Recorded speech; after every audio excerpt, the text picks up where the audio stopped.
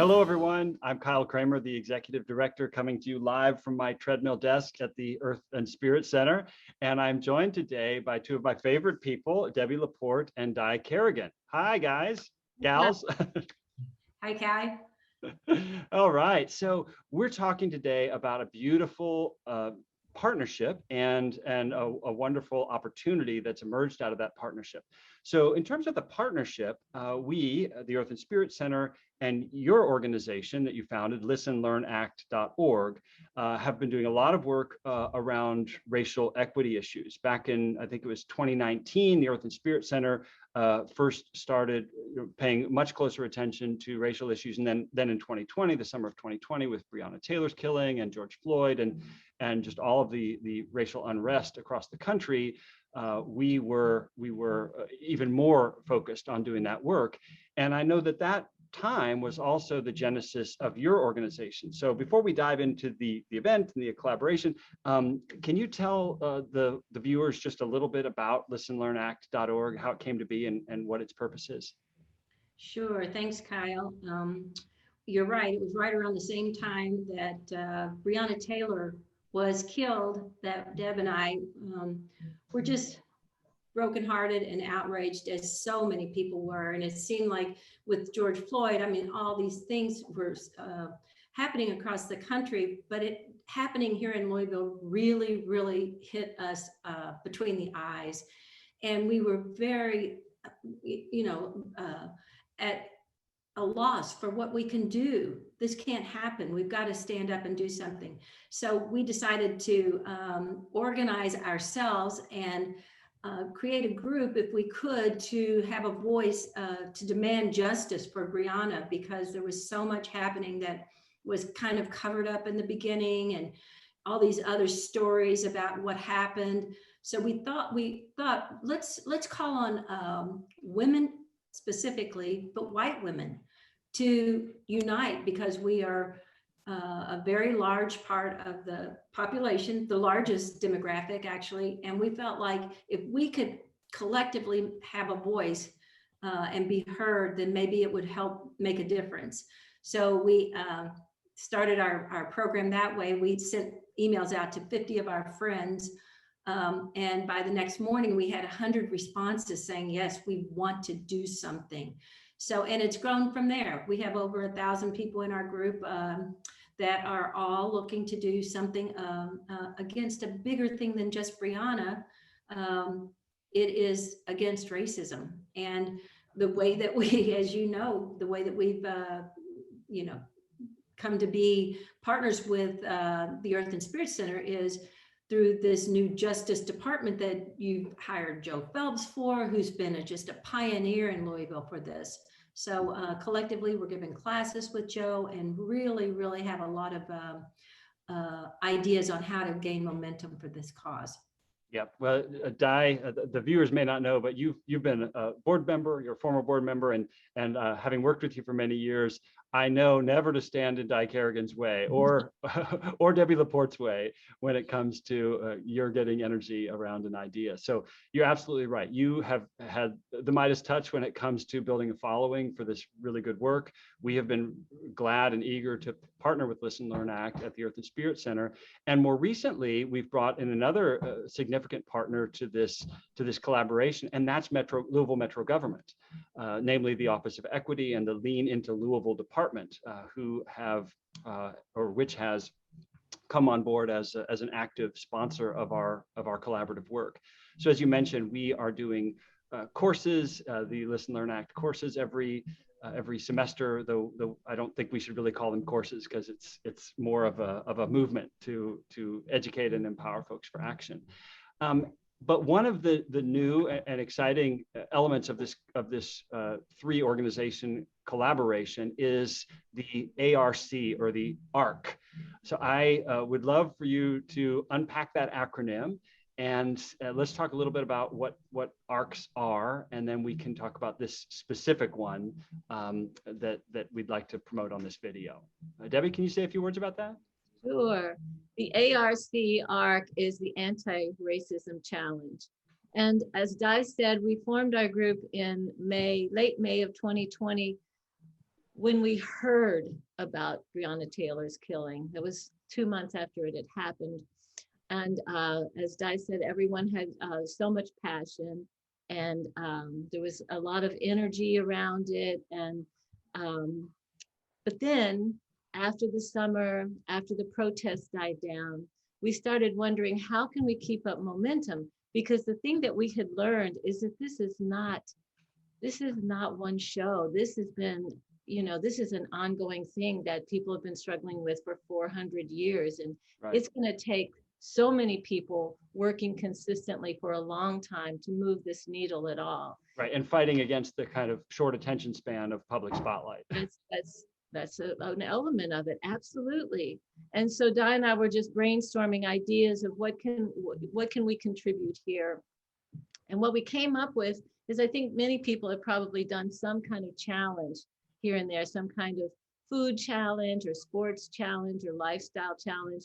And so we came up with the idea of an anti-racism challenge, which is, the way that it works is when participants sign up, every Friday they'll get an email every Friday morning that will list 10 to 12 anti-racism activities. And these are very varied. They can take 5 minutes or an hour. They can be local. They can be national, universal. They might be something like read an article or watch a film by a Black artist, or it could be make a donation or come to a rally or an event, write your senator, all these things. But they are to keep people thinking about this and working on this. And what we ask is, we'll send you ideas for 10 to 12 activities, and we ask that you do 3 over the course of the week. And so that's what will happen. Our next one starts July 1st, and every Friday for the next 4 Fridays, people will get that email asking them to do that. And we send a little tracking document for them, but it's for their own personal use. Nobody reports what they're doing. It's just for themselves. And this also helps answer that question of, what do I do? What do I do? So this gives a list of, each week, a list of things you can do. Well, I so appreciate how clear and focused and practical your efforts are here, because I know that as a white person who wants to be a good ally, it can feel really overwhelming, especially in a very segregated city like Louisville, much less the racial justice problems across the country. And I love that you're giving some very practical steps and grading on a curve. Like, you don't have to do all 10 or 12 of those 10 or 12 steps. You can do just a couple, which is better than the none you may have done the previous week or month.